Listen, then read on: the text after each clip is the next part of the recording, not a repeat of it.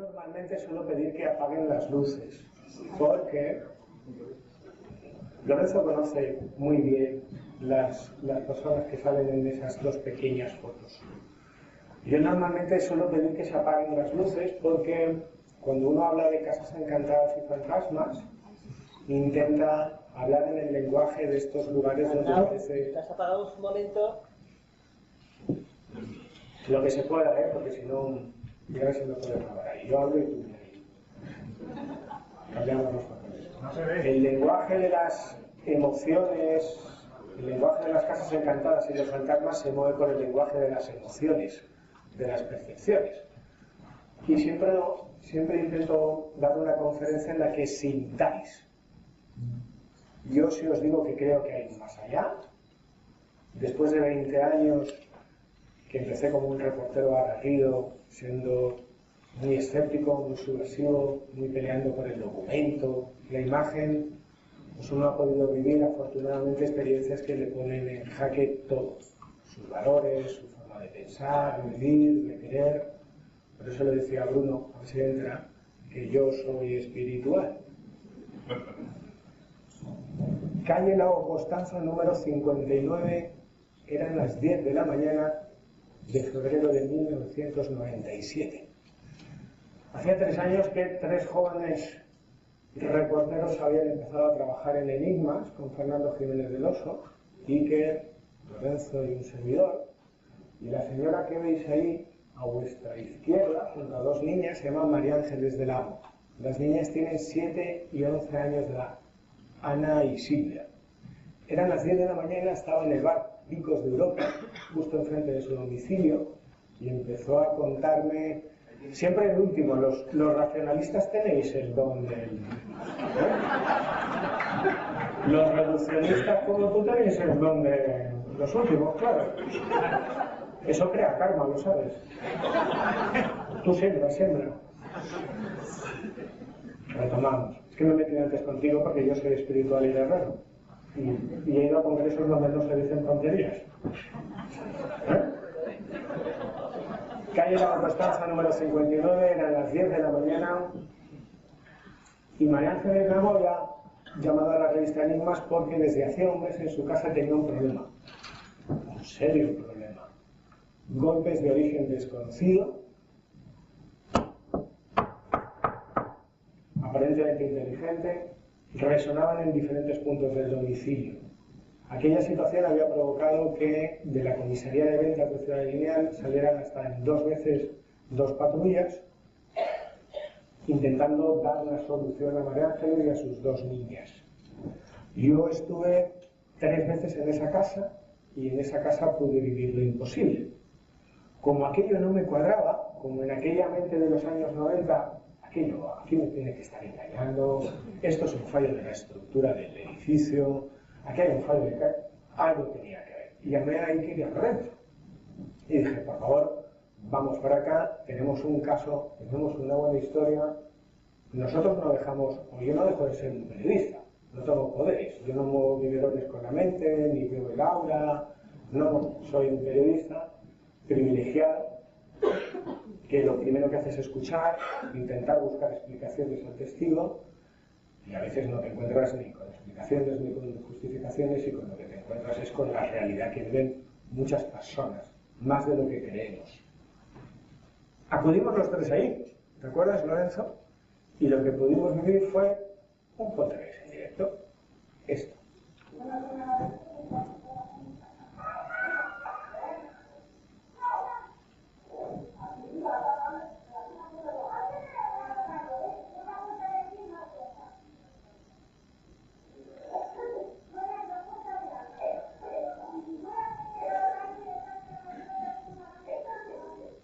¿Lo escucháis bien? Más volumen. Ven ello. Es que este no es el mío. Eso. Ahora lo vuelvo a subir.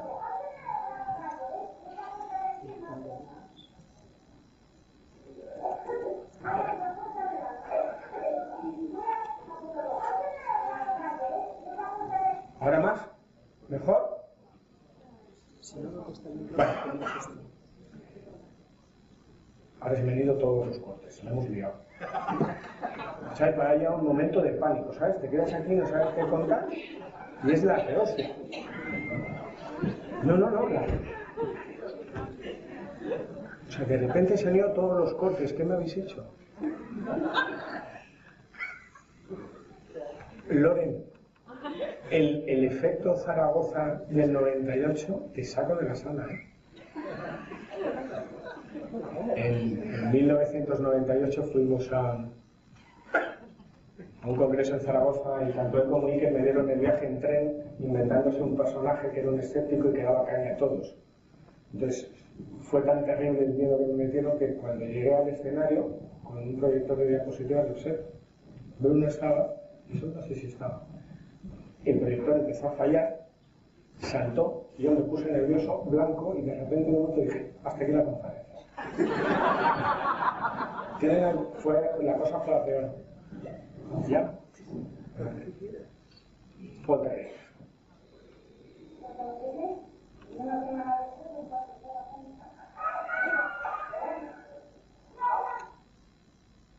Ese era el Poltergeist. Lago Constanza, 10 de la mañana, vivíamos lo imposible. Luego descubrimos que todo era un fraude. Y en Enigmas publicamos ese reportaje como no es Poltergeist todo lo que suena. Y efectivamente no es Poltergeist todo lo que suena. A lo largo de los 20 años que llevo dedicado al periodismo de investigación, como reportero, especializado en esto que llamamos misterio, que es una caja donde caben muchas temáticas, siendo reportero fundador de Milenio 3 durante 5 años, 2 en Cuarto Milenio, reportero fundador en Enigmas, donde hoy llevo el servicio de documentación, gracias a Dios y por muchos años, haciendo series como La otra realidad en Antena 3, Rastreadores de misterios para Telemadrid, 5 años con Miguel Blanco en Espacio en Blanco y ahora en Herrera en la Onda, con Carlos Herrera en Onda Cero. Uno ha podido investigar todo tipo de temáticas. ¿Os acordáis de esos bloques de hielo? Enero del 2000 no podían existir. Más de 30 caídas en menos de una semana. Hoy la ciencia los llama megameteoros. Bruno lo explica muy bien en su libro Autopista del Misterio. Yo también hago un paso y lo rozo por ello en Incógnita, publicado en EDAF. El último calamar gigante hallado en España el año pasado, en Algeciras. Pesaba 90 kilos, medía 90 metros, era hembra. Junto con Luis Laria y Ángel Guerra. Era hembra. Ellos, Luis Laria y Ángel Guerra, Luis Laria zoólogo, muchos lo conoceréis porque es el responsable del Parque de Luarca, de la vida, y Ángel Guerra porque depende del centro marino del CSIC de Vigo. Bueno, así lo determinaron. He podido buscar reliquias, copias de la sábana santa que dejó testimoniadas Domenico Leone. Investigar un misterio escrito en sangre, el Santo Sudario de Oviedo. Hay quien piensa que son sindonólogos los que estudian este tipo de lienzos. Bueno, el Santo Sudario de Oviedo lo lleva estudiando un equipo multidisciplinar compuesto por 30 especialistas que van desde catedráticos de Bellas Artes como Millarro en la Universidad de Sevilla, profesores de Medicina Legal y Forense como el doctor Villalain, profesores de Física en la SEC como César Barta. Yo no creo que sean sindonólogos, sino especialistas en diferentes materias que intentan resolver un misterio. Y nos lo vamos a pasar bien. No solamente el Santo Sudario. Dentro de muy poco en Historia de Iberia Vieja vais a tener 2 reportajes fantásticos, uno dedicado al Santo Grial de Valencia y otro al cáliz de Urraca. No sé si, porque este siempre ha estado escondido. O sea, el cáliz de Doña Urraca, que está en León, y el cáliz de Valencia son los 2 objetos religiosos que arqueológica e históricamente se sostienen para supuestamente ser los que estuvieron en la última cena. Yo, de quedarme con uno, me quedaría con el Santo Grial de Valencia, por muchos motivos que ahora no viene al caso y luego, si queréis, os cuento. He podido peregrinar a Santiago, soy peregrino antes que periodista, incluso que persona, 5 veces, siempre desde Somport, y hacer otras peregrinaciones que hay en este país nuestro, nuestra piel de toro. Eso es Guadalupe, en el Valle de los lobos para descubrir los secretos de la Virgen Negra Guadalupana. Ahí estamos con Fray Sebastián, el guardián del monasterio, y descubrir la fe de un pueblo que cada 8 de septiembre camina de rodillas en busca de lo imposible al son de las campanas. Uno ha hecho muchas barbaridades. Este es el Museo de Medicina Legal del profesor Reverte, y lo que tenéis ahí es el aparato de muerte más terrorífico que se ha usado en la cárcel de Carabanchel, el garrote vil. La sensación de sentarte ahí y ponerte eso al cuello es bastante desagradable. La crónica negra del misterio hay que tocarla. He podido investigar con las fuerzas de seguridad del Estado, Policía Local, Policía Nacional, Guardia Civil, todo lo que tenga que ver con el fenómeno OVNI. Eso eran las huellas de los falsos círculos que se dieron en Ronda, las cosechas, ¿os acordáis? En el 2009. Es muy curioso. Lo que tenéis a la derecha es el informe que hizo Antonio Portillo, Policía Nacional, persiguiendo un OVNI, el OVNI de Hijas, el 17 de octubre de 1986. Y así lo dibujó. Y lo que tenéis a vuestra izquierda es la única estatua aún extraterrestre que hay en España. El último caso de encuentros con humanoide que se produjo en la localidad de Ojén, en Málaga. Marino Maya, pintor, se topó con ese ser, él lo llama el ser que vino del cielo, y es la única estatua que hay, además polémica, porque decidieron ponerla al principio del pueblo, el sacerdote se enfadó, la robaron, la volvieron a poner. No solamente en nuestra piel de toro, sino que uno ha podido afortunadamente viajar fuera de España. Y con esa mole que tenéis ahí, que mide 148 metros de altura, que tiene de base 9 campos como en Santiago Bernabéu, 2,5 millones de bloques de piedra, con los que se podría hacer una muralla de 2 metros por toda Francia, y de la que Javier Sierra os hablará mañana, para mí ha sido un gran reto. ¿Por qué? Fijaos qué curioso. Como es el diario del reportero, me lo vais a permitir. 1998. Voy a Egipto con Iker. La pirámide está cerrada. Nos colamos. Nos sacan. No os riáis porque para salir de allí nos desnudaron, nos cachearon a punta de Kalashnikov. No fue nada agradable. Pero conseguimos publicar en Enigmas que habíamos roto el cerco para saber qué estaban haciendo. 2005. National Geographic hace un programa. Y ese señor que tenéis ahí, llamado Josep Guijarro, buen amigo y compañero, le pidió una crónica para más allá entonces sobre cómo iba a ser esa noche, porque yo me pagué mi viaje y me fui ahí a ver en directo con National Geographic cómo el Pirámide Rover, ese pequeño robot, retransmitía a más de 122 países en todo el mundo qué es lo que había en el canal de ventilación de la Cámara de la Reina, qué es lo que había detrás, supuestamente, de la Puerta de la Tembrí. Como espectáculo estuvo muy bien, hubo muchas cosas que no se contaron. Baubal está aquí y estaba en aquella sala conmigo. Os puedo decir que los servicios secretos egipcios echaron a varios periodistas de los que estaban allí con nosotros porque empezaron a preguntar por el Yom Kippur. Se montó una conspiración impresionante, todos alucinados, yo retransmitiéndolo para la cadena SER, yo no sabía ni qué decir. Me quedé 2 días más y lo que descubrí es lo que nunca se había contado y que contamos tanto en Milenio como en Más Allá. Que 2 días después National Geographic se metió en el canal de ventilación contrario, desde la cara sur, si no recuerdo, y encontró la misma trampilla a la misma distancia que en el otro. La Gran Pirámide tenía cámaras por desvelar, algo que no podía ser posible. Y lo más fascinante lo pude vivir hace 4 años, ¿no?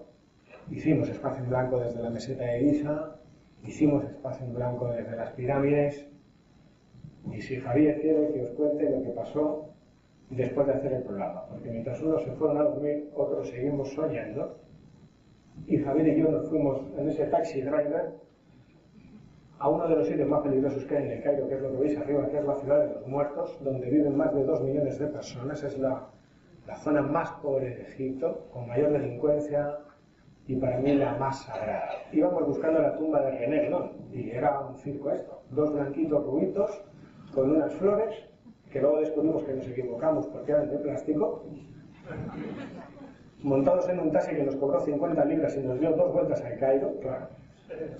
Y cuando llegamos allí, entramos en la tumba, logramos localizarla y cuando el encargado de la tumba iba a abrir la puerta, se rompe la llave.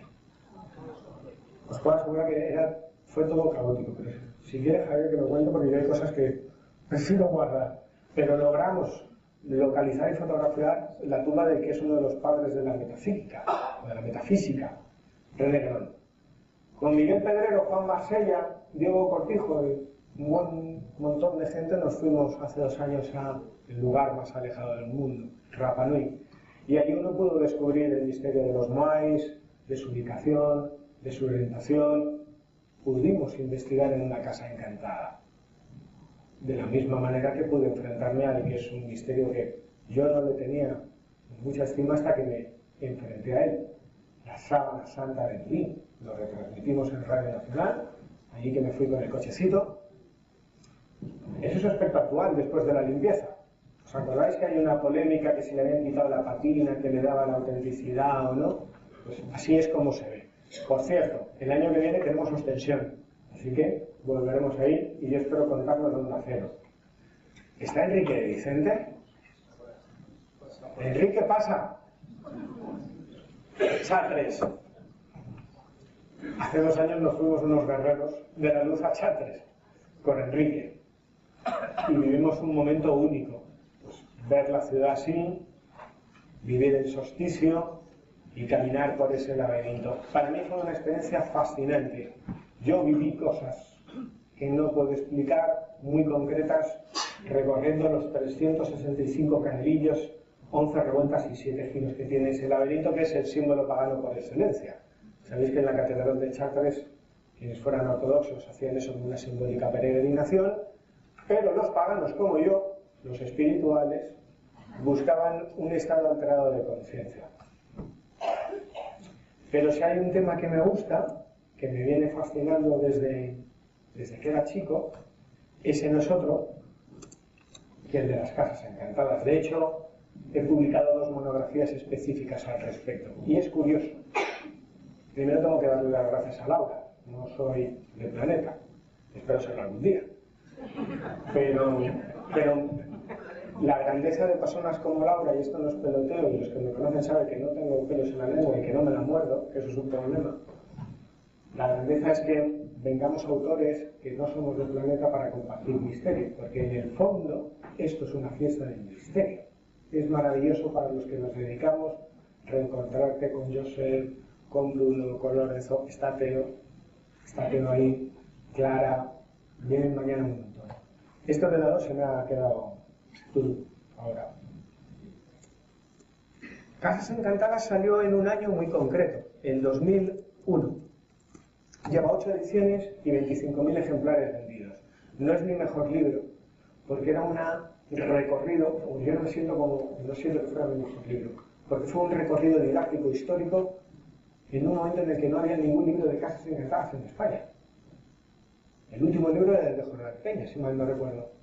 Y en Casas Encantadas, cuando el misterio cobra forma, recapitulé todos los casos que yo había podido investigar, reinvestigar y poner al día al lector las teorías que había. Cómo hemos cambiado, y eso lo veo ahora 10 años después. Porque en aquel Casas Encantadas, lo que pasa es que me estoy adelantando, en aquel Casas Encantadas dictaminaba cómo se tenían que reunir los grupos multidisciplinares para investigar estos fenómenos, los paranormales, las visiones, los encuentros con fantasmas, así como las Casas Encantadas, desde diferentes perspectivas. Antaño teníamos a Germán Dargumos, a Sinesio Darnell, al padre Pilón, hablando de larvas energéticas, ¿te acuerdas? Psicoquinesis espontánea recurrente. Bueno, pues ahora yo hace 2 semanas entrevistaba a Jean-Pierre Garnier, doctor en ciencias físicas de París y uno de los autores de la teoría del desdoblamiento. Lo publicamos en Enigmas el mes que viene, si Dios mediante, que te habla de conceptos muy básicos. El tiempo, Josep lo desarrollará mejor. El tiempo es una invención muy cómoda para nosotros.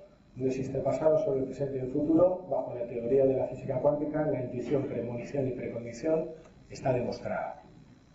Sería largo de contar. Febrero de 1980. Expedientes Antiuste, contacto con otra realidad. Son el equipo de Medianoche, el célebre equipo de Medianoche de Antonio José Alés. Ahí tenéis a Isabel García, Juan Posado y a Chema Fernández. Ellos en febrero del 80 tenían una oferta por hacer una serie de televisión que producía la agencia EFE y que se iba a emitir en Sudamérica, y cuando acabaron su programa de televisión decidieron acudir a este castillo, en Río de Santiuste. Yo acudí a él por primera vez en el año 93. Fui con Luis Álvarez, un año antes habían ido Iker y Lorenzo. La sensación cuando fuimos nosotros es de que era un castillo donde había poco de paranormal. Pero cuando fue el equipo de Alex fue porque había un montón de oyentes que decían que allí habían tenido visiones, que habían tenido un encuentro con un fantasma, algunos lo llegaban a llamar Manuela. Ellos acudieron allí, la idea era realizar un reportaje de televisión, y estos sí que son maestros porque lo han inventado todo. Realizaron entradillas en diferentes puntos, cablearon, movieron los grupos electrógenos, pusieron los focos. El plato final de ese reportaje de Río de Santiuste era hacer una recreación fantasmal de la que hablaba. Y para ello construyeron, Chema Fernández y Herrería construyeron ese aparato que tenéis ahí, una UBI móvil. Chema Fernández es el padre de una de mis mejores amigas del barrio. Cansado de escucharlo y de contarme lo que ahora vais a escuchar. Cansado.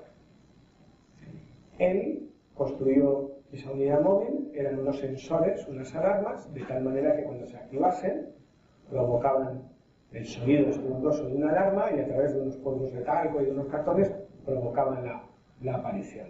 El problema es que no hubo tiempo a que nadie encendiera los sensores, a que nadie tirara los cartones y a que nadie tirara los polvos de talco.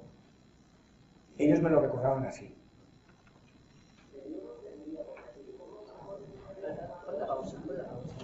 Es de ahí. Es de ahí. ¿Es de ahí? ¿Es de ahí? No, pero es de ahí. Una de esas salidas, Teo, está baja. Sí. Seguro, a ver. Una de esas salidas está baja. Hay uno que es para este y otro para este. Mira el máster. Vale, ya hay acopla porque por eso lo tiene así abajo. Pues es una faena, ¿sabéis por qué? Porque... Espera, vamos a solucionarlo. Yo os cuento por qué pongo cortes. Porque siempre pienso que lo voy a bajar. No puedo bajarme. El mensajero nunca es lo importante. Yo no creo que... Y esto es una disputa que tengo con muchos. Es acoplar esto. Pero va a sonar por ahí, por eso. ¿Por dónde suena ahora? No, se va a acoplar este. Ah, vale. Está, por ahora. A ver. Por ahora.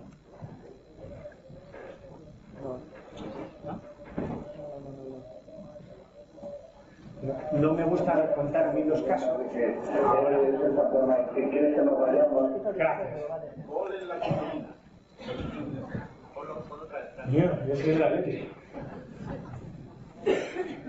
Me gusta hacer las conferencias con cortes porque mi trabajo es ir al lugar de los hechos, entrevistar al testigo, convivir con ellos, consultar a expertos y mostraros de la forma más objetiva que se pueda, no creo en la objetividad, los datos para que vosotros saquéis vuestras propias conclusiones. Si yo os cuento cualquiera de estos relatos, lo voy a hacer tamizado por mis creencias, por mis prejuicios y por mis vivencias. Y creo que es algo fascinante que escuchéis la fuerza, la energía, la verdad y la autenticidad con la que las personas que han tenido cara a cara ese otro lado, que han vivido lo inexplicable, lo transmiten. Eso es imposible que lo hagamos ninguno. No tenemos esa capacidad de comunicación porque no lo hemos vivido. Entonces, he montado una conferencia con un mini programa de radio que ahora saldrá bien. Chema Fernández, Juan Poseo, Isabel García, estamos en el castillo de Río de Santiuste, en Guadalajara, febrero de 1980, durante la grabación de un reportaje de televisión. Pero yo no entendía porque aquí, ¿cómo dibujarías esa? Pero pues empiezan estos a establecer ese código de comunicación con lo que fuera, ¿eh? Y yo veo que el inglés que dice, hace una determinada pregunta y dice, si es sí, disparanos 2 veces la alarma del fondo, la infrarroja del fondo. Y si es no, disparan la del fondo y la ultrasonido del medio pasillo. Y se disparaba una y otra alarma, yo ahí empecé a preocuparme seriamente, porque eso no tenía ninguna aplicación. niña, pero que se estaban los locos dentro del pasillo, que si hubiera alguien allí lo veríamos. ¿Cuánto duró ese contacto con algo invisible? Pues no lo sé. Yo creo que sobre los 10 minutos de luego que lo contamos al final. No más, con la cosa. A ver, dijo las famosas esas dos preguntas de que es el fantasma, que quiere que nos vayamos, y dijo que te molestamos y quiere que nos vayamos, no, ahí se cortó. Previamente a eso, porque cuando ya cortamos los arriba, decidimos irnos de arriba del pasillo, bajarnos del nuevo salón, estábamos comentando lo que había pasado, pues y puede ser, que no puede ser, desde aquí entonces el altavoz de la crítica que yo tenía conectado el micrófono del salón de arriba, empezamos a oír hablar. ¿Mejor que unas colillas? Sí, mejor que sí, eran unas voces, eran muy inteligibles, no se entendía nada, pero eran voces masculinas, sí. Y entonces, calla, que arriba y alguien, mira, escucha. Y entonces fue cuando Tony y Juan dijeron, pues vamos a ver si hay alguien, y vamos a subir.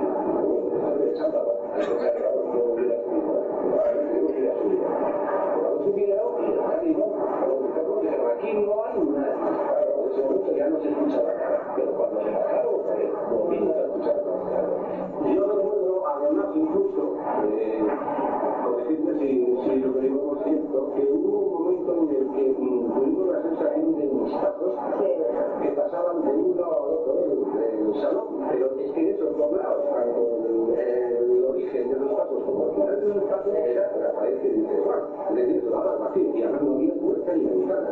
Es decir, salía alguien, atravesaba el salón, estábamos todos en la oscuridad. Acabamos de subir arriba y bueno, pues estábamos comentando lo que estaba pasando, viendo cómo se estaban disparando las alarmas, y de pronto, pues entre José Antonio y yo pasó algo que a mí me hizo saltar al otro lado del pasillo y él también. Yo noté como frío, una sensación de un estado frío, como si te atravesara, y me separé y le miré a Juan Carlos, José Antonio, y digo, ¿qué haces? Dice, no he hecho nada. Y bueno, pues nos quedamos así, yo la verdad que lo pasé muy mal. ¿Se te acuerdas aquella noche como angustiosa? Yo lo pasé muy mal, de hecho yo no se lo contaba a nadie. Yo nunca lo comentaba con nadie, salvo con la gente que estaba allí, y tampoco lo hemos comentado mucho entre nosotros. Pero no lo entendía. Ellos llegaron allí y antes de que se pusiera en marcha la recreación, algo hizo saltar los sensores del movimiento. Hasta tal punto que entraron en un diálogo. Alex tuvo la genialidad, los genios tienen genialidades. 2 golpes sí, 1 golpe no. Y entablaron un diálogo, como acabáis de escuchar, con algo invisible que estaba ahí. No solamente que estaba ahí, sino que, como habéis podido escuchar, a través de los altavoces que tenían en diferentes estancias, escuchaban voces, incluso pasos y presencias. Vamos justos de tiempo, pero este caso le tengo mucho cariño. Chema era el padre de una de mis mejores amigas, de una buena amiga, y una semana después de esta entrevista fallecía. Me tocó entrevistarles por última vez, pero me dijo algo fascinante. Sí que no. Yo soy técnico, fundamentalmente, y yo me incorporé al programa como tal técnico, yo desconocía todos estos temas. Yo precisamente, y además me gustaría que me diera un debate de mi o sea, porque creo que a mí me introdujo en este tipo de acontecimientos paranormales y tal. Pero yo para mí, no soy más indicado de medicina y por funciona de la manera que se haría. Pero por otro lado, yo estoy convencido de que en esta vida nosotros estamos integrados por una cantidad de energía que ocupa un estuche temporal orgánico que es el cuerpo que tenemos, que nos ha faltado. Pero que esa energía, cuando morimos, tiene que ir a un lado. No sé a dónde irá, pero tiene que ir a un lado y dar algo después. Porque si no hubiera ese algo, pues esta vida sería una inmensa faena, como me queda algo. Entonces puede ser que en algún momento de la muerte haya energías que estén por ahí y que si bien no tienen una comunicación directa o no la quieren tener con nosotros, pero que pueden estar por ahí y que de alguna manera sí pueden hacer determinadas o producir determinados fenómenos. Y yo creo, estoy de acuerdo con Isabel también, que yo creo que hay la Manora, que comillado, porque es el nombre de la Manora, yo no sé, sí, creo que como un valenciano, no sé, pues quiso darnos unos caminos, quiso darnos una lección. Entonces hicimos aquella recreación, etcétera, estábamos en el caso de esa noche, esa cosa, o alguien nos quiso dar una pequeña, un pequeño camino. acuerdo? Y que me reafirma el hecho de que efectivamente puede haber ese tipo de energías por ahí, hablando, llámalo como quieras, y que hay que ir con cierta prudencia, no hay que jugar con esas cosas. No hay que jugar con esas cosas. Es curioso como Chema Fernández, que empezó siendo muy escéptico, cambió, se transformó, y eso nos pasa a muchos de los que nos dedicamos al periodismo del misterio. A medida que vamos avanzando, vamos profundizando, vamos experimentando, vamos viendo o vamos viviendo cosas que no tienen explicación. Desapareció a medianoche, justo 2 semanas después de la grabación de este reportaje. Fíjate que habían ido a hacer programas a la cueva de la Luna, a la curva de Majadahonda para buscar la Dama Blanca. Habían hecho ouijas en directo. También os digo, Medianoche hizo todo. Lo enseñó todo a nivel de radiodifusión. Alertas ovnis, todo. Y el día que no buscaban nada, el día que no querían conseguir ese contacto, esa provocación, esa experimentación, se produce. Y es más, se produce como una especie de V de vendetta. Durante todo el camino ellos me recordaban, desde Madrid, desde la emisora hasta el castillo, me recordaban que se estaban jactando. Pues no vamos a ver nada, esto es un cuento. Y pasó. Diputación de Granada, 1986. Calle Mesones, número 22. Es la primera investigación oficial por parte del Estado, de la institución oficial, ante fenómenos paranormales. Quien era vicepresidente de la Diputación, José Luis Medina, encargó que los días 21, 22 y 23 de diciembre de 1986, sí, 86, aunque el caso salió luego publicado en el Ideal en 1989, comandado por Juan Burgos, acudieron a ese lugar construido en un antiguo recinto religioso, porque allí se vivían toda clase de fenómenos extraños. Os he traído el testimonio de Juan Burgos, pero si lo pongo, no acabamos hoy hasta las 12. Si vosotros tenéis paciencia, yo me quedo. El hotel no. Otro de los grandes casos, Paul Nassy, Castillo de la Corazón. Allí estuvimos, ¿te acuerdas, Lore? Salta a la luz en 1985 cuando Ganza, su antiguo propietario, aparece muerto con, vamos a decir, un disparo, 2 disparos. No sabemos si es un orificio de entrada y otro de salida, o 2 disparos. Ganza era un personaje excéntrico, obsesionado con el mundo del espiritismo, y Paul Nassy pudo conocerlo y pudo vivir en ese castillo diferentes fenómenos que a día de hoy no tienen explicación durante los rodajes. Generalitat Valenciana. Vamos a hablar de fantasmas del otro lado, ¿no? Eso es el antiguo Hospital La Cigüeña. Y allí se producían las apariciones de una dama blanca. Es un caso que cabalga entre la leyenda y la realidad. Pero yo pude entrevistar en 1990 a María Carrascosa. Sí, bueno, yo viví experiencias bastante ilógicas, entre comillas, explico ilógicas, porque para esta vez es imposible que esto te esté sucediendo a ti. Pues, verás, resulta que todo fue de una forma muy graciosa. Yo había conocido a la cigüeña en sí, pero desconocía esto de que te mandan un servicio nuevo, te lo enseñan, yo veía al compañero muy nervioso, pero no me explicó ni me dijo nada, ¿no? Entonces lo increíble fue pues que a las 2 o 3 noches de estar allí, yo he oído las noches anteriores cosas raras, pero siempre piensas, es mi imaginación, estoy sola, buscas una lógica, ¿no? Pero lo gracioso fue que una de las noches, pues haciendo la ronda, por supuesto, teníamos que hacer, no podíamos parar bastantes rondas, pues oí el llanto de una criatura. Y me extrañó muchísimo, entonces claro, fui para allá y digo, pues ha sido alguna broma de un compañero, es alguna tontería, nunca pensé que el este edificio fuera lo que era la respuesta, porque estaba ya rehabilitado, vuelvo a repetir, y tampoco me imaginé, no iba yo pensando en esas cosas. Yo fui siguiendo el sonido que me parecía, ¿no? Entonces al principio pensé, pues, no sé, digo, algunos hablarán con una radio, lo que pasa es que eran oficinas actualmente y eran cosas, ¿no? Entonces fui para allá, no había por supuesto ningún tipo de radio, no había nada, y el llanto de la criatura era claro. Entonces pensé, si era algún edificio de al lado, pero claro, al lado realmente no había ninguna finca donde yo estaba escuchando el llanto de la criatura, que lo que realmente a mí me hizo temblar un poco, ¿no? Pero vuelvo a repetir, después la lógica, que pues era una grabación que ha puesto un compañero, una historia, pero cuál fue sorpresa que cuando yo salía de ahí, porque claro, cuando yo llegué el llanto cesó, ¿vale? Y cuando yo salía de ahí, pues de una oficina a otra, lo que visualicé fue una imagen clara. O sea, es que no era un espectro, no era una cosa blanca solo. Era una persona, una señorita, una señora con el pelo largo morena y un camisón blanco largo que pasaba de una... pero andando, o sea, andando. Se visualizaba perfectamente. Sí que no me fijé, no sé si fue el pánico, pero tampoco recuerdo exactamente, pero yo creo que lo que era el rostro no lo llegué a ver. Sí que un cabello largo, moreno, y era como un camisón blanco, pero que andaba, no es que estuviera volando ni con nada, no, andaba perfectamente de un lado a otro. Eso coincidió totalmente con la única persona que estaba era yo. No fue, es que no le encontraba lógica, no encontraba coherencia. Lo que pasa es que lo que más me sorprendió fue cuando una vez ya pues blanca, pues al día siguiente comentaba esto, pues la gente se burlaba, se reía, porque dos de sus compañeros ya empezaron a decirme y a confesarme que ellos habían visto muchas más cosas, que habían vivido experiencias muy extrañas. Experiencias muy extrañas. María era testigo de las damas blancas de lo que hoy es Consellería de Bienestar Social en Valencia.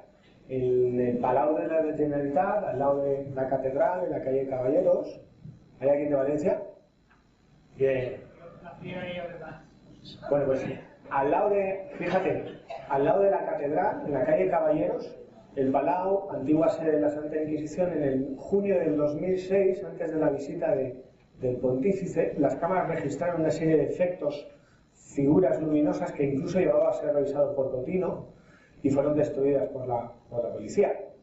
3 calles más allá, en la Plaza del Esparto, en mayo de 1915, se saca el primer expediente X en España.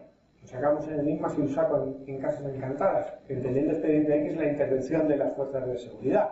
El bajo del número 7 de la Plaza del Esparto era el hogar de la familia Colomero, y allí se producieron unos golpes muy parecidos a los de la calle Lago Constanza. ¿Lo conocéis? ¿La conocéis? ¿Sabéis quién es? Estefanía Gutiérrez Lázaro, expediente Vallecas. En febrero de 1991, Estefanía Gutiérrez Lázaro decide hacer el mal llamado juego de la Ouija en el instituto. Imagino que muchos conoceréis su historia, no me voy a entretener. Se rompe el vaso, se rompe el tablero, supuestamente un humo entra en través de sus fosas nasales y a partir de aquel momento empieza a sufrir una serie de estados alterados de conciencia. Su madre, Concepción, la lleva a diferentes hospitales, ningún médico logra saber qué demonios le está pasando a la niña. Además, esos estados, esos trances le dan en cualquier momento de forma imprevista, en el metro, en el autobús, en la calle. Ella pierde el conocimiento, dice que ve gente que se acerca a ella, que va cogido de las manos. Sea como fuere, el 18 de agosto de 1991, Estefanía fallece en su casa, en un ataque de esos, diciendo que van a por ella, y muere según firma el informe del Instituto Anatómico Forense al que accedí por Pedro Arroyo, de muerte súbita y sospechosa. Está claro que murió por una parada cardiorrespiratoria. De eso vamos a morir todos. La pregunta es, ¿por qué murió? ¿Qué es lo que estaba viendo que le provocó la muerte? Si era algo interior o exterior. Fuera como fuese, un año después, en su casa se convierte en un infierno. Esa es la cama donde falleció. Ahí hice una entradilla que Lorenzo la recuerda, dice que es genial. Yo lo pasé muy mal. A veces hacer entradillas en los sitios donde han ocurrido cosas, hay que tenerle respeto. A casa te puedes llevar un montón de cositas de regalo. Fuera como fuese, el 14 de noviembre, y dale con el 14 de 1992, el inspector José Pedro Negri acudía con varios policías más a esa vivienda. La familia Gutiérrez Lázaro llamaba porque estaba viviendo un infierno. Llevaba un año viviendo en el salón. Dormían todos en el salón. A mí me gustaría recordar cosas. ¿Dónde nace, para los más eruditos, sale mi vena documentalista de carrera? El caso Vallecas nace en Onda Cero.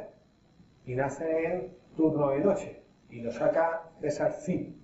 El primer medio de comunicación que se hace con el gran caso español por excelencia es turno de noche, luego La Rosa de los Vientos y sale en Onda Cero. La policía acude al hogar y vive lo imposible. En esa casa descubre que hay cuadros que se queman solos, que no afectan al marco, que no afectan al cristal ni a los sitios donde está apoyado, pero que el papel se quema, en este caso una foto de Estefanía, y los policías viven pues, una situación que les saca de sus casillas. De repente una de las puertas de los armarios empieza a abrirse y a cerrarse, uno de los policías saca su pistola y apunta a la nada. Esto no lo digo yo, lo dice Concepción, Máximo, el hijo, y los que lo vivieron. En una de las mesillas se materializa una especie de babas, por lo menos uno de los policías lo identifica como babas. En uno de los cuartos donde duermen las niñas, en un póster aparecen 3 garras como diabólicas. Fuera, como fuese, salen del como alma que lleva el diablo y hacen un informe que para todos nosotros es totémico. Porque muchas veces cuando la policía va, al igual que cuando nosotros vamos a investigar un caso, ya ha pasado todo. Pues ellos fueron testigos. Años después logré localizar a los nuevos inquilinos de esa vivienda, porque la familia Gutiérrez Lázaro ya se había ido y la situación era absolutamente normal. Pero ocurrió algo, porque siempre ocurre algo en el caso Vallecas. Fijaros, la primera psicofonía que conseguimos en Cuarto Milenio la conseguimos haciendo el programa de Vallecas. Recuerdo perfectamente que hicimos un directo. En aquella época las jornadas eran dobles y combinábamos radio y televisión. Habíamos estado grabando durante todo el día, por la noche desde la nueva casa. Yo no sé si Clara está. Clara estaba... Llamé a Clara para que se viniera además y estuvo esa noche con nosotros, y esa noche grabamos la primera psicofonía en las cámaras de Cuarto Milenio. Decía, no puedo, una voz de niña.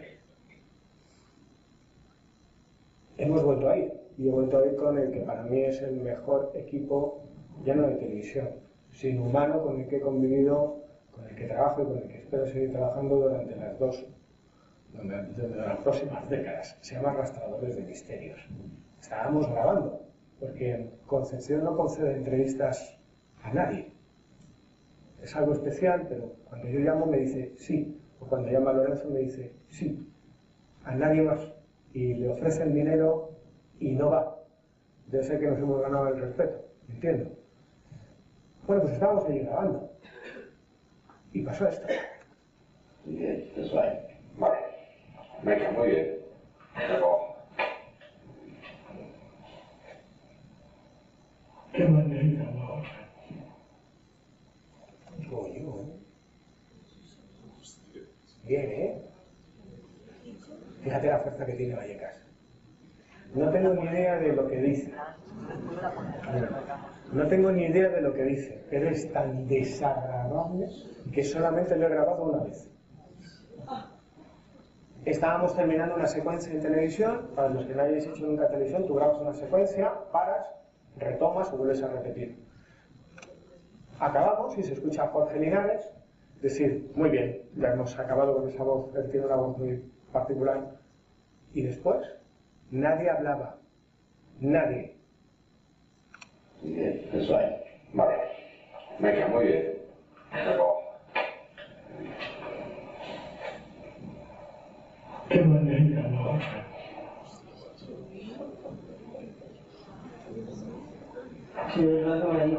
Y nosotros seguimos a lo nuestro. ¿Queréis escucharlo otra vez, de verdad? Yo al final entiendo Jorge. Yo al final entiendo Jorge, pero la pongo una vez porque hay más y si no, no nos vamos. Y intento reír para descongestionar también esto un poco, pero es que, quiero decir... Bien, eso ahí. Vale. Venga, muy bien. Luego. Qué magnífica voz.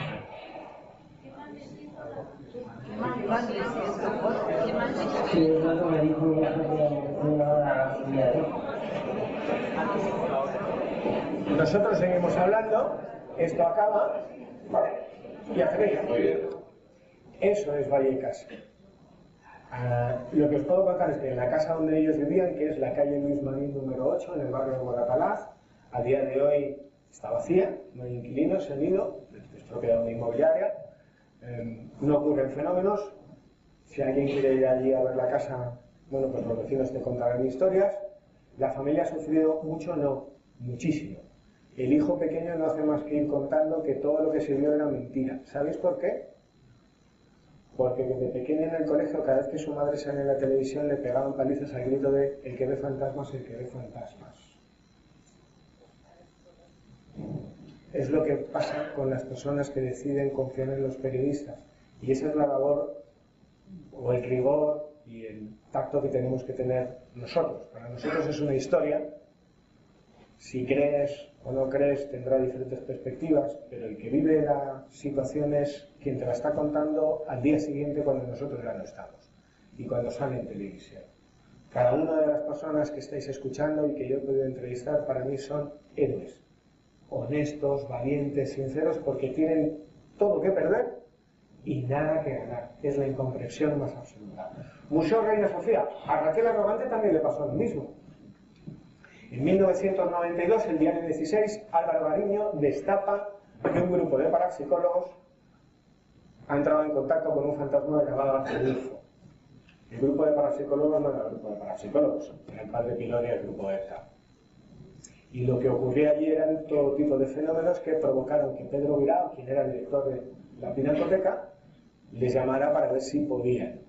Me imagino que ellos os contarán sus experiencias allí. A mí lo que me interesa es la de Raquel Arrogante. Raquel Arrogante fue denostada incluso por todos los grupos de parapsicólogos. Todos.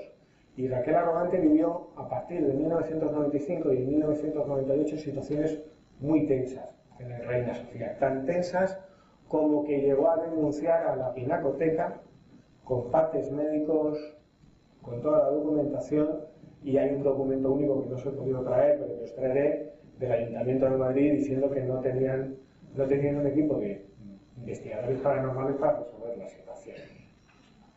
Si en un edificio oficial, creo que el número de bajas es 10, si en un edificio oficial hay más de 10 bajas, están obligados a cerrarlos. En Reina Sofía oficialmente ha habido hasta 6. Interesante. En Reina Sofía es el antiguo Hospital San Carlos, construido por el Mosilla, siglo XVIII, lugar de gregos interesantes. Otro lugar, Foyos, el fantasma de la Lutera, en Valencia. No penséis mal. De verdad. Que siempre estáis con lo mismo. 3 vigilantes se dan de baja tras alegar que han visto fantasmas en una fábrica, y la fábrica en cuestión era esta, más concretamente es el laboratorio. Y allí que me fui a investigar en el 2002, si mal no recuerdo, marzo, y lo retransmitimos en Milenio 3. Pero pasó algo curioso. Primero, es de los pocos casos donde me ha costado Dios y ayuda a entrevistar a la Guardia de Seguridad. Estaba amenazada por sus propios compañeros de que guardara silencio, de que no debía hablar. Conseguí entrevistarla, conseguí que hablase para la cadena SER, para Milenio 3, y en la noche de investigación tomamos fotos raras. Yo no sé lo que son. Guillermo León analizó eso y dijo que no había truco. A mí me acongoja un poco porque lo que veo es una especie de calavera en la parte derecha de la esquina. Yo no sé si tendría que ver con ese laboratorio donde estaba. Allí se aparecía un antiguo trabajador, un antiguo responsable, capaz de mover objetos. Los objetos se movieran como por manos invisibles, se encendieran, se apagaran las luces, se escucharan pasos. Voy a ir un poco más rápido. Los fantasmas de cortejo jurado. ¿Queréis que os sea sincero? Tengo un cargo de conciencia con este caso. Hay 2 chicos paralíticos que van en una silla de ruedas. A uno lo conozco, al otro sí, Ángel. Y tengo cargo de conciencia porque quien sacó al cortejo jurado fue el que tenéis delante. El 31 de diciembre del 2003, Milenio 3 en aquella época se hacía después del carrusel deportivo y lo encontrábamos a las 3 de la mañana. Era la bomba.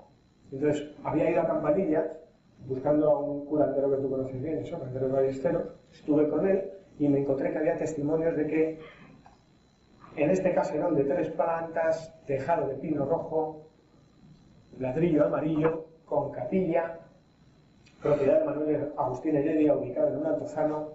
Ocurrían todo tipo de fenómenos extraños. Y allí que nos fuimos. Hoy ya no es así. Cortijo Jurado parece que está maldito porque ha pasado por diferentes inmobiliarias, ninguna de ellas lo ha rehabilitado, lo han cortado, ya no existe la capilla. Yo no sé si su maldición seguirá. Lo que sí que viví fue una maldición allí. Allí nos fuimos con 2 unidades móviles, logré reunir a los investigadores malagueños, a Luis Mariano Fernández, a Rosa María Badía, a Antonio García, creo recordar, a un montón. Y nos fuimos con 2 unidades móviles e hicimos el programa desde allí. Entrevistando a los testigos, escuchando psicofonías, intentando ver qué había de realidad en ese cortijo donde la leyenda negra decía que había habido abusos de poder, que había habido diferentes situaciones. Lo más que nos pasó a nosotros es que según acabó el programa nos tuvimos que quedar 5 horas más porque de repente las 2 baterías de 2 unidades móviles de radio se vinieron abajo. Ojo, esto tiene que ver, esto no es fácil. A mí en la calle, en Ser Málaga, durante 3 años hice el Hoy por Hoy Málaga, hablando de misterios malagueños, no me pueden ni ver porque era la primera vez que me llevaba 2 unidades móviles y las dejaba inservibles. Nos fallaron las cámaras, las baterías de las cámaras y las baterías de las videocámaras. Nos falló absolutamente todo. ¿Qué pasó en Cortijo Jurado? No lo sé. Yo creo que tendría que ver, o que tenía relación con una antigua torreta de alta tensión que había justo en la entrada y que podía provocar estos fenómenos luminosos y estas grabaciones de sonidos extraños. La auténtica maldición de Cortijo Jurado es que investigadores malagueños se dedicaron a saltar, Cortijo Jurado era una propiedad privada, a saltar, a hacer agujeros buscando unos supuestos túneles donde había maquinarias de la Santa Inquisición, asesinatos, no lo sé, es que la historia empezó a ser tan grotesca. Bueno, pues alguien se dedicó a colarse, fue denunciado y sigue denunciado hasta donde yo sé, a hacer agujeros para buscar esos subterráneos y esos canales, no los cerró y 2 chicos que hacían lo mismo que podían hacer cualquier chico que se quiere colar en un cortijo donde dicen que hay fantasmas, cayeron y quedaron paralíticos. Uno tiene una espinita grabada, una espinita clavada con Cortijo Jurado, ¿no? Porque siempre que me ponía delante del micrófono, siempre dije que había que tener cuidado porque es una casa abandonada, si no sabes por dónde vas te puedes hacer daño y luego es una propiedad privada. Y eso vamos de tiempo. Vamos para y media, ¿eh? Bueno, nos descuidamos. No, son las 10 menos cuarto. ¿Estáis cansados? No. Oye, tiene mérito, ¿eh? Porque para ser el último, ¿sabéis dónde estamos? Otra maldición. Os voy a contar cositas. ¿Cómo hemos cambiado? Bueno, no os asustéis, lo mismo desde fuera cuando sentáis en casa a ver extraterrestres o rastreadores del misterio, o creéis que los reporteros mismos, ¿sabes? ¡Ah, cómo mola! ¿Estáis viendo ese coche? A ver, nuestra vida es esto. Yo os enseño cosas que normalmente no veis. Fue el primer reportaje de Cuarto Milenio y me siento súper orgulloso y contento de él porque fue todo un reto. Cuarto Milenio, cuando empezó hace 10 años, no tenía nada que ver, no lo sé, en fin, con lo que tiene que ver ahora, ¿no? Que es una gran maquinaria de comunicación y de televisión, de entretenimiento y de información. No, aquel era un proyecto de cuatro locos periodistas del misterio que decidieron echarse la manta a la cabeza y todas a una tiramos para adelante. El primer reportaje de Chate, para que hagáis una idea, en la redacción no teníamos ni teléfonos ni ordenadores. Y lo peor de ese viaje fue que cuando llegamos al Torreón maldito, Ángel, el operador de cámara, le da un ataque de pánico. Le da un ataque de pánico, no sabemos qué le pasa, los ojos en blanco, empieza a echar espuma por la boca, una temblequera. Yo lo pasé fatal porque dices tú, llama tú a Madrid, la primera salida, y di, ¿qué haces? Tened en cuenta una cosa, cuando empezó Cuarto Milenio empezó sin nevera. ¿Qué es la nevera? Si yo tenía en aquel tiempo solamente viajábamos el Juanje, el Calvo, Vallejo, y yo. Los demás estaban en redacción que se vivían muy bien. Si Juanje y yo teníamos un accidente, no había programa el domingo. Porque nosotros salíamos un lunes grabábamos lunes, martes y miércoles, el jueves volvíamos, algo saltado.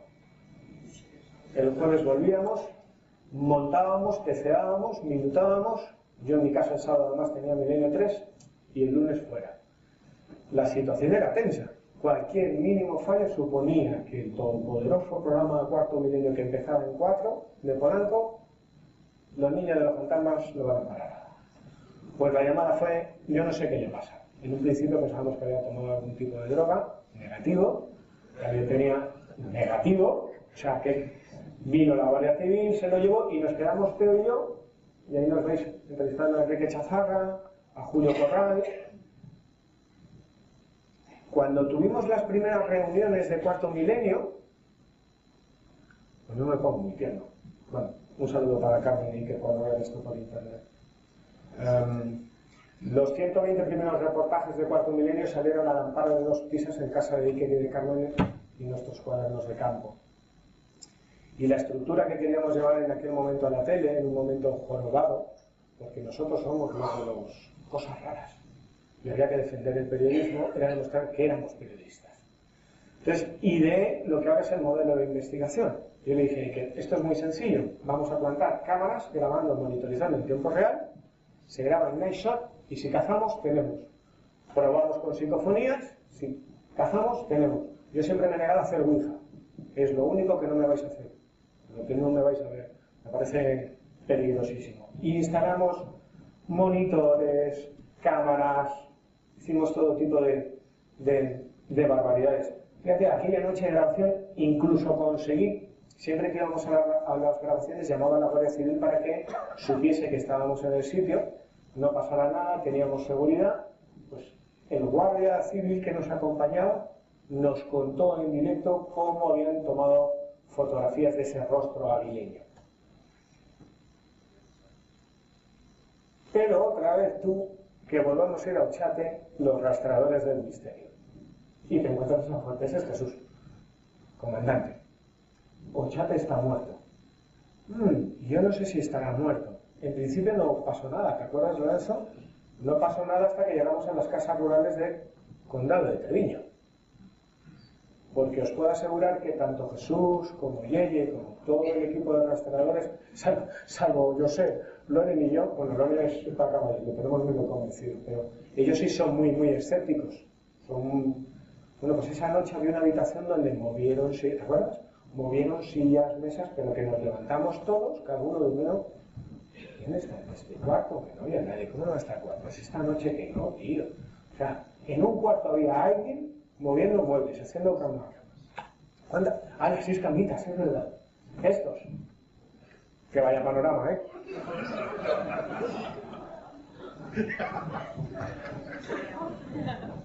Qué grande, ¿eh? El faro del misterio. Mira, otra gran historia. Está a 50 kilómetros de Zaragoza y fue el segundo reportaje en menos de una semana de Cuarto Milenio. Está por ahí Pedro. Es Belchite. Logramos salir del Ochate y ese es el pedazo de equipo que vivimos algo fascinante. ¿Te acuerdas, Pedro? ¿Está tu niña por ahí? Sí. ¿Las mujeres están ahí? Sí. Juan Carlos Soriano, como decía que estábamos muy locos, que es el hombre que está apoyado aquí, ahora es ejecutivo de Telefónica en Producciones y durante mucho tiempo llevó la producción de Fórmula 1, decidió venirse con nosotros porque decía, vosotros estáis tarados y esto no me lo pierdo. Y estuvimos muy tarados, porque estuvimos grabando con los grupos electrógenos bajo lluvia, porque si no, no había programa. ¿Eso qué significa?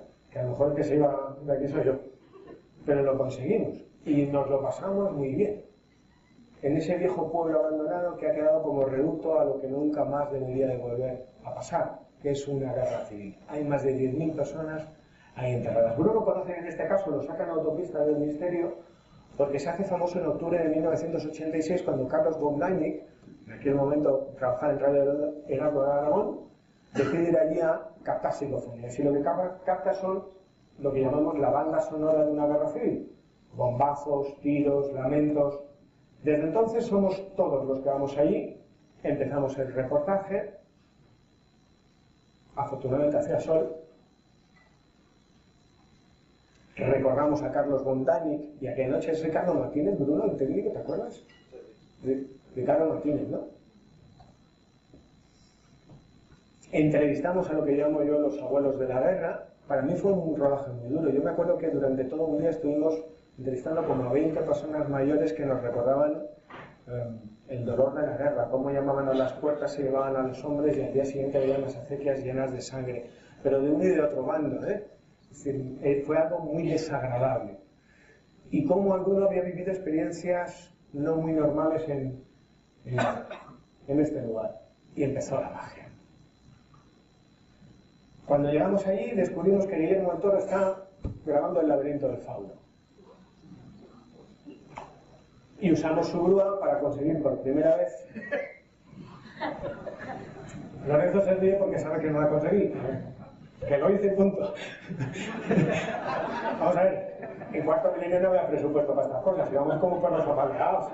No, ahora no lo sé, pero en aquella época 3 días y vente corriendo.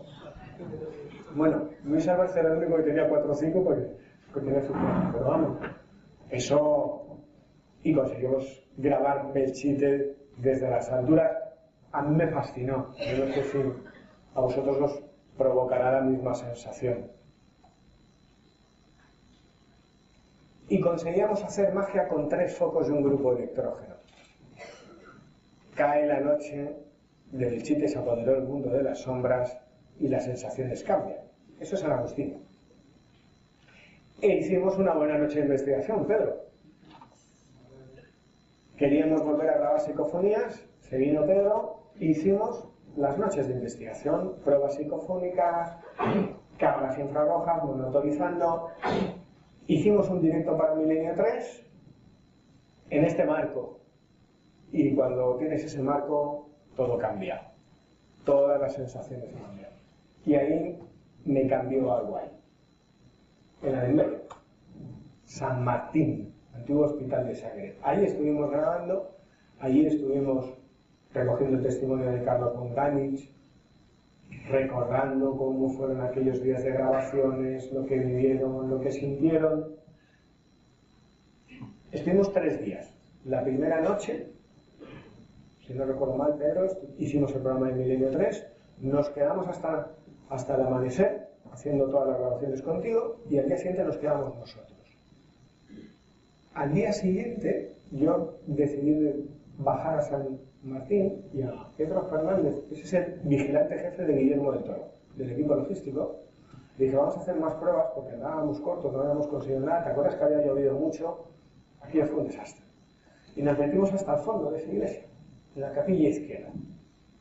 Y en un momento determinado, cuando estábamos, son las 2 de la mañana, prueba 1 psicofónica, yo escuché un chasquido. Me asomé hizo facto al pasillo que habéis visto antes. No sé si lo sacaron. A ese, iluminado como está, con un perímetro de seguridad, y lo que me encontré fue una sombra más alta que este cartel, no acababa en los pies, recorriendo hacia el interior. Pero no era una alucinación, por lo menos era algo físico, no era vaporoso. Yo me acojoné, no me acongojé, me acojoné porque dije, ya ha caído. Claro, vamos a ver, hace una semana en el chat a uno le ha dado. Puede pasar, el miedo. Pero ahora vienes tú y te da a ti. Llevamos 72 horas, dormíamos muy poco, porque no había tiempo, había que aprovechar la luz del día, ya que, digo, alucinación, bueno, tranquilízate, cállate, sigue. Fueron como 30 segundos lo que anduvo por ese recorrido. Cuando acabamos de grabar en Belchite, por la mañana, y ese es el momento, Pedro se acerca. Me dice, Fran, te voy a contar algo, pero no te lo he contado antes por, no sé, estabais trabajando, me daba apuro y a veces que habéis tenido problemas en el chat.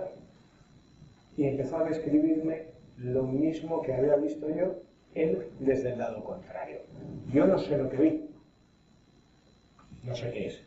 Llámale la sombra, llámale espíritu, llámale fantasma. Sé lo que no fue. No fue una alucinación, no fue una broma, no fue alguien que se colara. 2 personas sin tener contacto vimos lo mismo. En un sitio donde estaba perimetrado, con guardias de seguridad para que no entrara nadie, a las tantas de la mañana. Y fíjate, entre el lago Constanza y esto, uno va cambiando sus percepciones. 6 de junio de 1991. Cuento este caso y creo que lo tenemos que dejar. Y me dejo pendiente quizás el que más ganas tenía, que eran los fantasmas del vuelo 401. Y la única entrevista que ha concedido Mercedes Ruiz, azafata, superviviente del accidente y testigo. 6 de junio... No es que aquí te pille mato, no. Eran las 6 de la tarde cuando en esas oficinas Rafael Ortega estaba dando unos cursos administrativos a los comerciales y escucha un sonido en el despacho de al lado. Se acercan y de repente empiezan a caer las cosas solas. Quien estáis viendo ahí es Gallardo, investigador del CICE. Ha habido muchos grupos parapsicológicos. El CICE en Málaga ha trabajado mucho en Andalucía, más de ETA en España hasta hace nada. Aquí, Rafael Ortega, como os decía, y a los instantes de escuchar ese sonido, lo que empiezan a ver es esto. Un huracán arrasa las oficinas de Plaza de Janés. Y empieza a tirar libros, sillas, muebles. Lo más curioso es que en uno de esos muebles, que está pegado contra la pared al techo, hay la huella de una mano. ¿Pero de qué mano? ¿Por dónde entró? Esa que tenéis ahí. Otro de los lugares más fantásticos. Os resuelvo Plaza de Janés. Eso se hubiera quedado así, pero hace 5 años pude reunir a todos los investigadores, entrevistar a los más de 16 testigos que trabajan en Plaza de Janés, y lo que uno descubre, lo que pasa es que no puede citar las fuentes porque la familia no quiere, es que el mismo día y a la misma hora que ocurre lo imposible en Plaza de Janés, en el cementerio de Málaga de Paz de Masa se está exhumando un cuerpo que además sale incorrupto, un cuerpo de una persona que trabaja en Plaza de Janés y que se llama Miguel.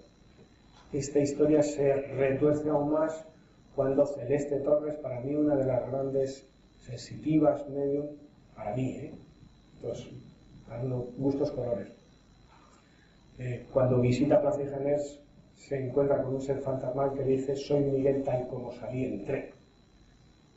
Yo no sé qué es lo que pasó en Plaza de Janés, pero desde entonces cualquier local que han puesto, como María Paraíso, que mi hermana lo sabe, no ha funcionado. La Casa del Obispo, Cádiz, yacimiento arqueológico, antiguo Asclepeion romano, templo del sueño, 3000 años de antigüedad, al lado de la catedral. Germán Garbarino, propietario, está cansado de vivir lo imposible. ¿Qué es vivir lo imposible? Las 16 cámaras de un edificio domótico están registrando desde el paso de pequeñas esferas con un aparente comportamiento inteligente, seres ataviados como de época, y alguien o algo ha dejado la huella de un niño que no se puede borrar en los escalones de las escaleras. Yo no sé si la veis ahí. Sea como fuere, el edificio es domótico, es decir, está completamente informatizado. Las luces se encienden solas como si alguien invisible hiciera un recorrido. Las alarmas se disparan, tiene que ir la policía una y otra vez. Los fenómenos allí no es que ocurran a diario, pero si os dais una vuelta por la casa del obispo y preguntáis, descubriréis que hay sitios muy especiales, no solamente por su historia, porque los Asclepeion eran templos del sueño donde los romanos buscaban ese contacto, la sanación a través del alma, sino más cosas. ¿Dejo entonces el caso? Es que todavía queda Belmez. Te encanta hacerte rogar, claro. Voy a acabar rápido porque queda más. La gente se me está yendo, la gente. ¿Pero dónde vais? ¿Pero dónde vais? 21 de agosto, 23 de agosto de 1971, Belmez de la Moraleda. Voy a pasar las fotos, pero os voy a dar mi opinión. Belmez de la Moraleda es una historia que lleva más de 40 años y que fue un terremoto y sigue siendo un terremoto. ¿Por qué? Porque cuando surgieron en este país nadie hablaba de espiritismo, ni de parapsicología, ni de casas encantadas. Y Belmez fue un terremoto de conciencias que despertó a una sociedad que estaba más pendiente del final de una dictadura que de otra cosa, que había un mundo como era el espiritual, el de los espíritus. Belmez son muchos nombres. La historia de Belmez la componen muchos nombres. Yo me quedaría con Manuel Gómez Ruiz, Padre Pilón, Germán de Argumosa. ¿Cuál? No te digo. Luis Mariano, Pedro son modernos. Luis Mariano, Pedro Amorós, ¿quién más? Josep ha estado muchas veces, Lorenzo Fernández Bueno, Iker Jiménez. No os quedéis con una sola teoría sobre Belmez, ni con lo último que habéis escuchado o visto sobre Belmez. Belmez tiene tantas ramificaciones, tiene tantas perspectivas, que simplemente por eso es apasionante. ¿Qué es apasionante? Pues que en esta humilde casa, como bien sabe Lorenzo, un rostro que aparece y desaparece en un fogón, contaba la noticia, han aparecido 8 caras en una cocina, Antonio Casado haciendo reportajes para el Diario del Pueblo, y esos rostros, seres angelicales, diabólicos, de trazos finos, gruesos, tristeza, alegría, algo está pasando, las caras hablan. ¿Sabéis una cosa? Germán lo había traído. Germán Argumosa siempre dijo que eso era un fraude, que él nunca dijo que las casas hablasen. ¿Lo habéis escuchado alguna vez? El próximo día lo traigo. Más rostros. Argumosa ordenado el precinto. Lorenzo Fernández y Iker Jiménez, algún día tendréis que contar cómo las conseguisteis. Sí. Porque algunos lo sabemos, ¿verdad? Yo sé, Bruno. Sí. Es el único fenómeno paranormal avalado notarialmente. Antonio Palacios Luque. Hubo 2 precintos en Belmez. Uno muy cutre, que era como una especie de plástico y que María limpiaba por debajo, que es al que se refiere normalmente Ramos Pereira, que es muy crítico con Belmez, pero luego hubo otro de Antonio Palacios Luque que precintó esa cocina por espacio de 3 meses. Voy a acabar ya con este. Más rostros. Yo solamente voy a adelantar para enseñaros una cosa, y es la enseñanza de las casas encantadas después de 20 años. El 31 de diciembre se estrella un avión en Los Everglades. Es el vuelo 401. Entrevisté a Mercedes Ruiz en el 2008 y lo hice cuando fui a presentar Casas Encantadas al programa Don Francisco Presenta. Es total ese programa, en Univisión, con 100 millones de espectadores. Ya me veis a mí hablando de Belmez para la comunidad hispana, no tenía mucho sentido, pero lo hice. Y cuando fui allí me empeñé en localizar a alguien que para mí es brutal, que es Mercedes Ruiz. En todos los casos de Casas Encantadas veréis que nos adornamos con miedo, con un ambiente truculento, lóbrego. Pues no. Mi tema favorito, al que voy a seguir persiguiendo, compartiendo, no me parece ni lóbrego ni truculento. Hay muchos más casos positivos de los denominados ángeles de la guardia, de seres de luz que ayudan, que negativos, que historias de miedo. Cuando estaba en Milenio había quien decía: no diga Fran Contreras, diga miedo. Lo odio. No cuento historias de casas encantadas para dar miedo. Cuento casos de casas encantadas y fantasmas porque existe otra realidad ahí, invisible, que de vez en cuando se manifiesta y que además transmuta la conciencia de aquellas personas que lo viven, con experiencias cercanas a la muerte. Mercedes decía esto. En esta entrevista que se le hace a Miami, supone intentar enseñar a la gente un más allá, otro plano de la realidad, otra realidad distinta. ¿Ha cambiado tu percepción respecto a la muerte, respecto al más allá, después de una vivencia tan extrema, tan magnánima, tan grande, en la que te has topado cara a cara con la muerte, en la que te has visto rodeado con la muerte y en la que está tan llena de casualidades, de Dios? ¿Ha cambiado tu percepción? Sí, ¿cómo no? ¿En qué? La percepción que me dio esa experiencia es que la vida es tan frágil, la existencia en este plano, ¿no? En el plano que vivimos, terrestre, aquí, ahora, es tan frágil como un cristal, ¿no? Tú estás aquí hoy y 5 minutos después tú no sabes qué va a pasar ni. Entonces me enseñó a priorizar las cosas que de verdad son importantes. A veces, claro, porque uno es humano, ¿no? Y a veces me encuentro que me estoy quejando y de una primera reacción digo, esto es importante.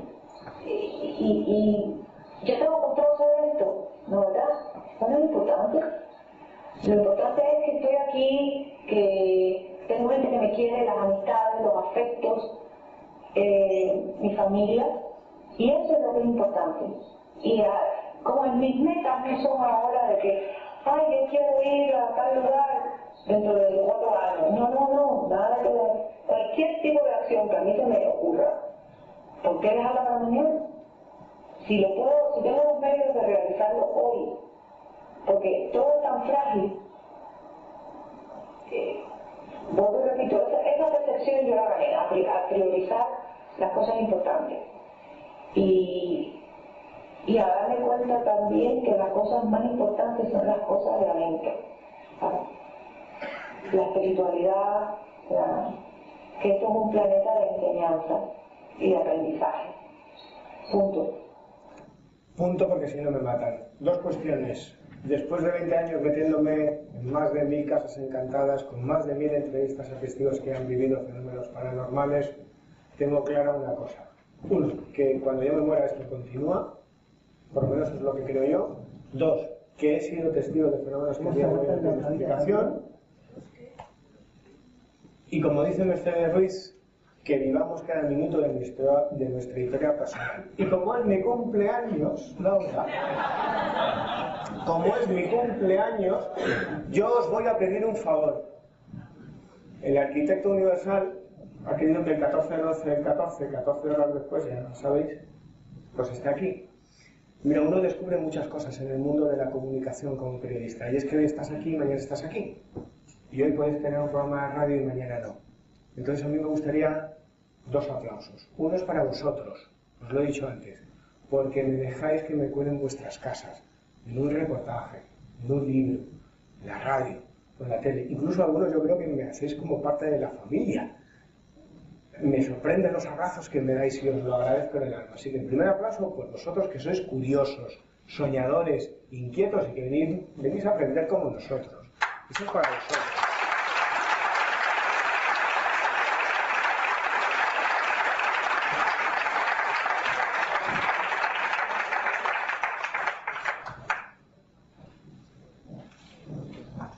Mola, ¿eh? Bueno, pues yo tuve la suerte de llegarla a conocer, decía una canción de Sabina. Fue autor del Planeta, hizo una de las grandes conexiones que se llamaba Lo Desconocido.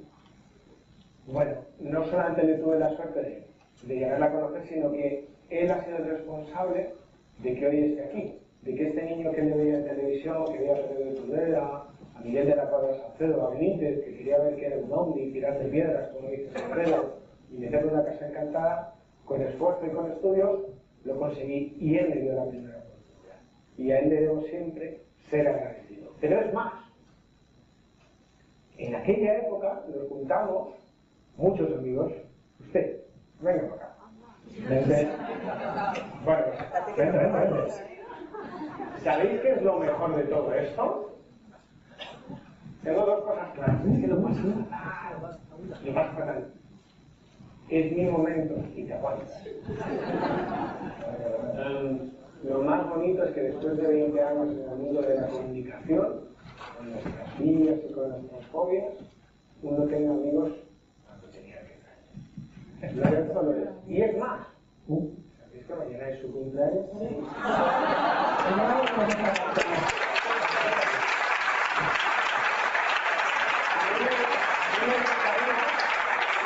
Los niños de Fernando, que hay más niños, se vinieran conmigo. Bruno fue niño de Fernando y si quiere que se venga, Josep es niño de Fernando, y que se venga Pedrero, el niño de Fernando, Teo, nosotros somos los diferentes, eres niño de Fernando. Vamos. Como Bruno niño de Fernando, os voy a decir por qué. Creo en el periodismo del misterio. Hace 20 años no vivíamos el momento dulce que estamos viviendo. Hay 3 revistas en los kioscos que llevan más de 20 años. Hay 3 programas a nivel nacional que llevan unos cuantos años. Hay literatura, hay congresos. ¿Sabéis por qué se está viviendo este momento tan dulce? Porque hubo un tipo, el maestro con mayúsculas, trabajando y en lo personal, que a unos cuantos nos dio la oportunidad, que era yo, y creo que lo estamos haciendo. Creo.